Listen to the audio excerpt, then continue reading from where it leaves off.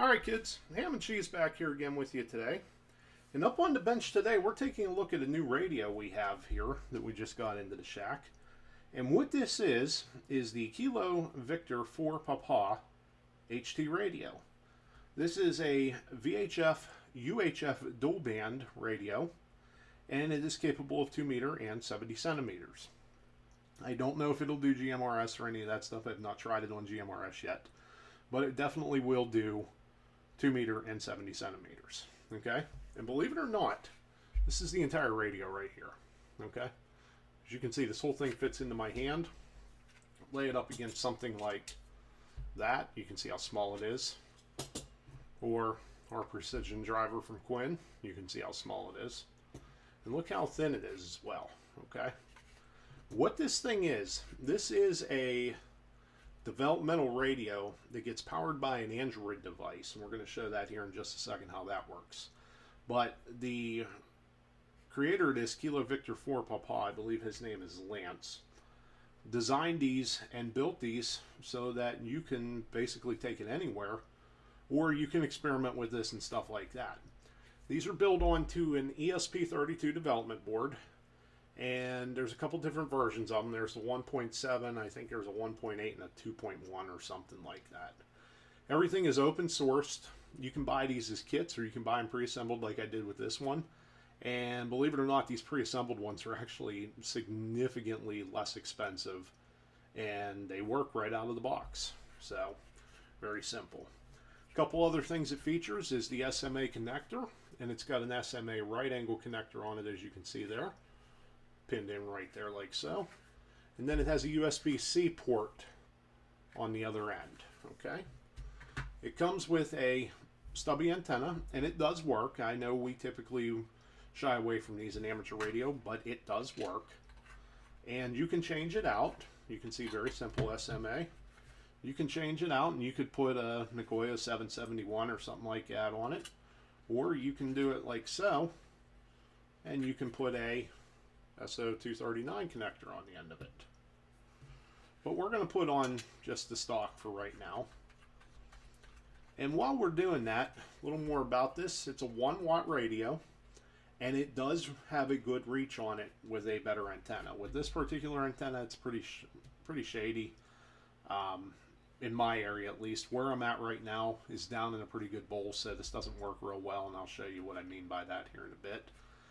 But with a good 5/8 wave antenna, we were able to make 15 plus miles on this thing, no problem at 1 watt. So that gives you an idea. The other thing it comes with is this driver cable here. This is an OTG cable, and you can see it's indicated a host right here. This is the powered end that needs to go to your device, and that's USB powered. And then this other end, by default, is a micro USB, and then they provide this micro USB to USB-C changeover as well. Now, for my particular device, which is this here, this Galaxy Tab A from Samsung,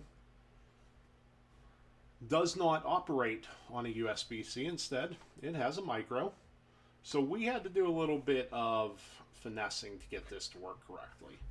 And what we ended up doing in our case was we went to the same folks that created this cable, and that is Cable Creation, and we got ourselves a micro USB to micro USB to ensure that we had a proper working OTG cable.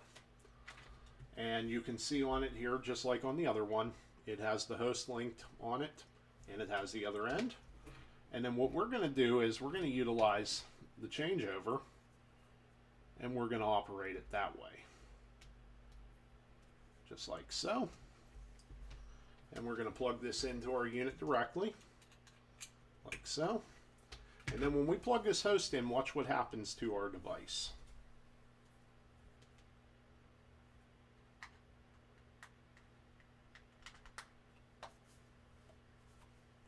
Automatically it opens up the Kilo Victor 4 Papa suite that we've already downloaded from the Play Store, and we have some preloaded frequencies in there that we put in. Okay, so I do have the squelch wide open on this. It does help to have the squelch open. That's why you can see activity on it there. And we're going to take this outside now, and we're going to test into this repeater right here, this ice mark 146745, which is about 15 miles from our current location, and we've got to go over 3 hills to get to it. Alright, so here we are in the outside world now, and we have it set up. We have it sitting here on the hood of the car because we're going to use the quarter wave mag mount to tie into this, as you can see right there. And right here is the actual unit itself. We've gone ahead and done a changeover with the SO239 connector. We're going to go ahead and hit this first local repeater. This repeater right here is 146655. Is right over that hill directly out past that last red barn you see there. A little over 1.5 miles up over that hill. So it's directly behind us. So we're going to go ahead and just key up on it, and we're going to test it. KC3 NHE testing. And it does come back to us. We just don't hear the courtesy tone on it. But it is, in fact, there. Okay. Now, if we want to change frequency, all we have to do is touch.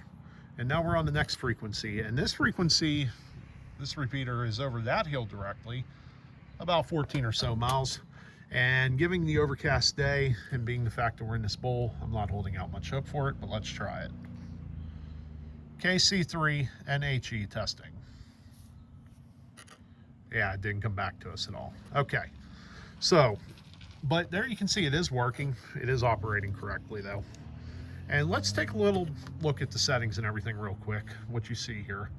You have a couple different things that you can do with this. One is you can do voice, or you can do APRS, and you can do APRS chats if you want. There's a couple different things you can do.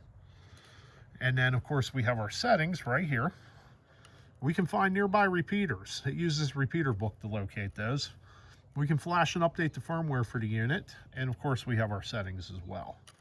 So here's our settings, what it looks like. And there we talked about it. It actually has an APRS built into it.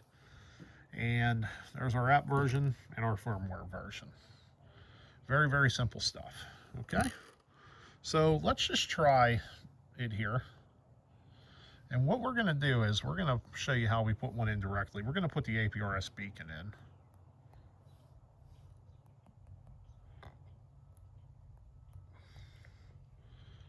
And hit next. So there it is. It's now switched over to simplex. And what I'm going to do is I'm going to open up the squelch on this so that we can hear it.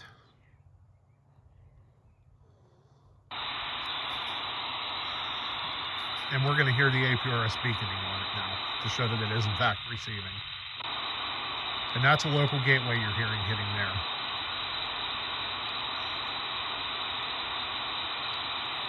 And if we want to beacon on this, all we have to do is we can CQ our test. Those are our local gateways hitting. All we have to do to test is just put test in, and now we're transmitting it. And there it is.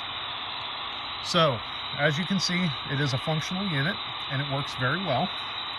And if we wanted to listen to 5.2 simplex, we could, or work anything off of it, we absolutely could. All right, so there it is. In a nutshell, the KV4P Portable HT operated off of an Android device.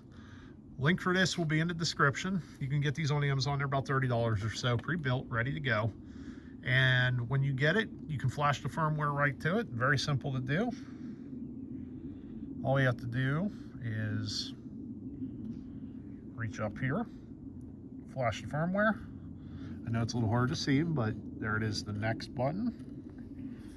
And it'll automatically go into the flash setting, and it only takes about 15 to 20 seconds to flash.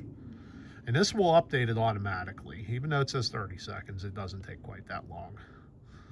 But you can see how fast this firmware update goes. And then what it's going to do is it's actually going to reset that developer board at the end. You're going to see that here in just a second. And now it's looking, and it already found it, and it's ready to go. All right, like I said, links in the description for everything. Remember, with our Amazon affiliate links, every time you buy from us, you're helping out the channel. I will have the Discord server information for KV4P He does get onto Discord pretty regularly, so if you're having any issues, he can answer any questions you have for this as well. And there's also some great information there if you want to try developing your own. And there's other developers that are in there as well to help you along the way with that also. So there it is. With that, I will say 7-3. Thanks for watching, and we will see you soon.